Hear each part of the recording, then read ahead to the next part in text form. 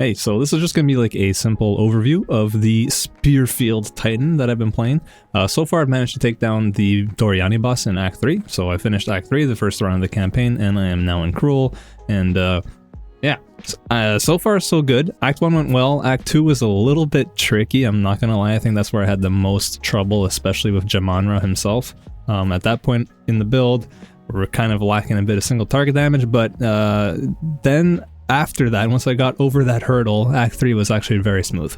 So, what is the Spearfield Titan? Well, it's a Titan, and Spearfield is a spear skill that puts out a giant AoE full of spears, just like this.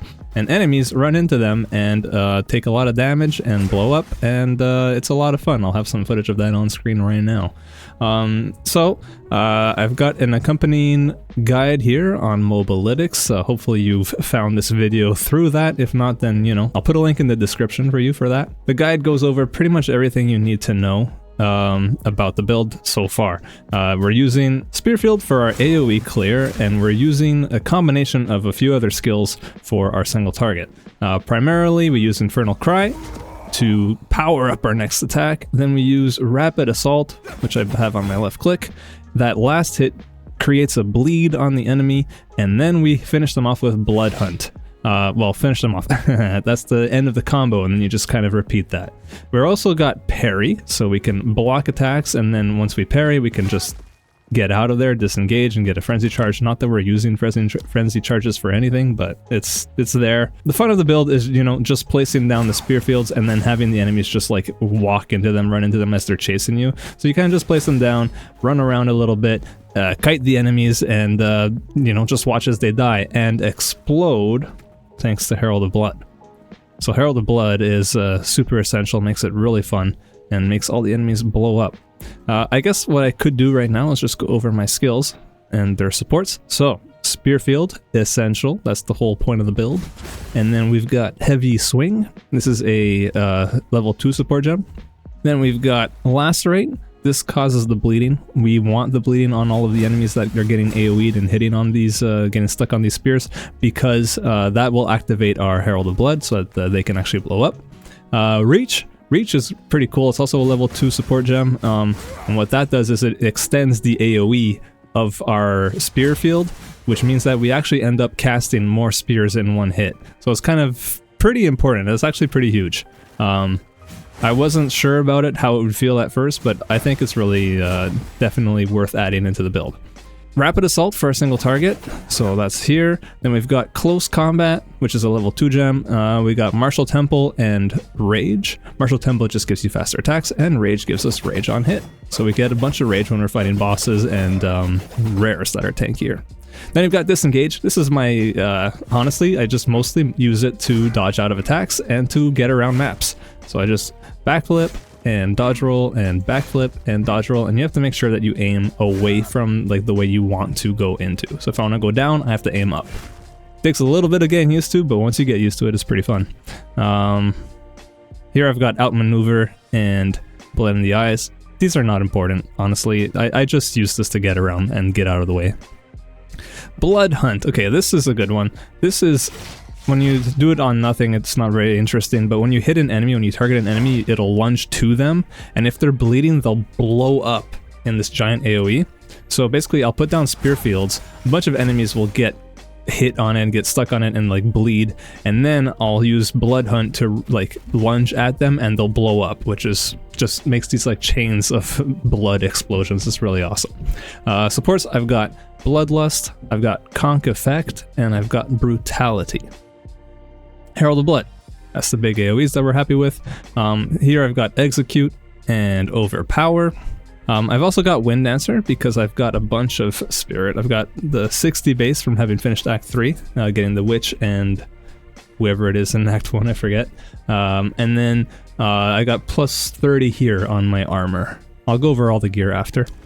But yeah, so if you can fit Wind Dancer in, it's awesome. If not, then like if you're your early progression, don't worry about it. Just have like Vitality or something on Herald of Blood instead.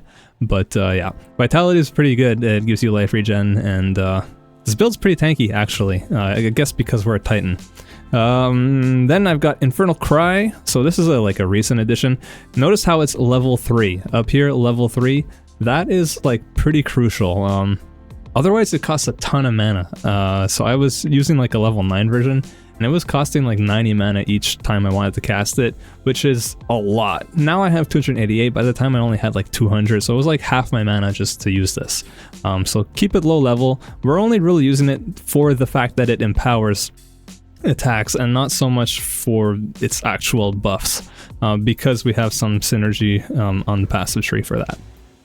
And then with this I've got Tireless so that the empowered attacks sometimes will not lower, so I can empower more than one hit. And then Premeditation, the next attack just does more damage. So basically I use Infernal Cry and then I go into Rapid Assault, and my Rapid Assault is buffed. Bloodhound's Mark, this is kind of a weird one. It's just a mark that adds like a blood effect and a heavy stun effect to monsters. We are leaning into heavy stun for sure because we're a Titan, and the notes that I've taken are the Crushing Blows one, which is related to heavy stuns, and Surprising Strength, which makes you deal more damage to heavy stunned. So it's good, and you know, it helps, but I kind of forget to put it on, to be honest. Single Out, this is just the most recent thing I've added to this. You can break armor, basically, on these enemies. Tame Beast, I haven't used it yet. I'm considering taming something. I'm not sure what I would tame yet, like what auras I want to get, so we'll see about that. So I'm going to play around with that and find out. Alright, that's all the skill gems. Oh, I did miss the parry. Parry's got Unbreakable, so you can hold it down and you'll, like, stun meter will go up less quickly. Okay, let's talk about the passive skill tree real quick. So as I mentioned, I got Crushing Blows, and then I got this guy here. Next, I'm going to go for the Life, and then last, I'm not sure, either Stone Skin, if I have a really good body armor, I guess, or honestly, probably Colossal Capacity, Quality of Life. It's kind of a toss-up, I don't know. We'll see. Here is my skill tree. Make sure that you grab a lot of dex nodes, because you're going to need a ton of dexterity for the spears that you're equipping, as well as for the gems. So you want a lot of dexterity, especially early on. You'll notice I also have some strength. You do need strength as well, especially if you want to use gems like the, what's it called, Infernal Cry. So you will need strength as well. Get a good combination of both. So I initially went up this way and came here, but then just recently I switched over to this kind of pathing here so that I could save some points essentially to reach further. But, you know, if you're starting out, probably just do the melee damage thing. Got here melee damage, some armor. This is a recent, some block chance. It's actually really helpful. You're using a shield anyways, and so why not get a ton of block chance on the tree? There's lots of it right here. So yeah, that makes you tankier.